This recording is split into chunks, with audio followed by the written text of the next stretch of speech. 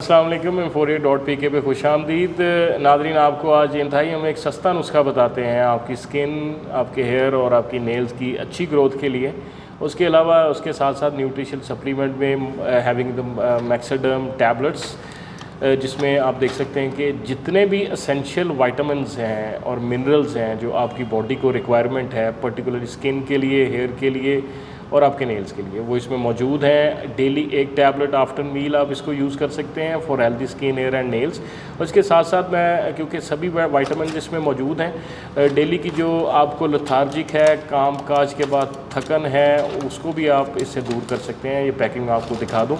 और सबसे इम्पॉर्टेंट बात, इसकी जो प्राइस है वो बहुत ज़्यादा इकनॉमिकल प्राइस है। जैसे कि पैक में हम लेबल प्राइस चार्ज करते हैं Inforiate.pk पे सिर्फ 400 रुपये 20 टैबलेट का पैक है, और यानी कि आपको 20 रुपये की डेली एक टैबलेट बनेगी, जो कि इंतहाई इकनॉमिकल है। तो आज ही अपने जो है वो हेयर, स्किन और नेल्स की ग्रोथ के लिए और ओवरऑल जो आपकी रिक्वायरमेंट है मल्टीविटामिन्स की, मिनरल्स की, उनको पूरा करने के लिए मैक्सोडर्म को ऑर्डर कीजिए और Inforiate.pk पे ओरिजिनल ब्रांड, ओरिजिनल प्राइस के साथ हासिल करने के लिए ज़रूर विज़िट कीजिए।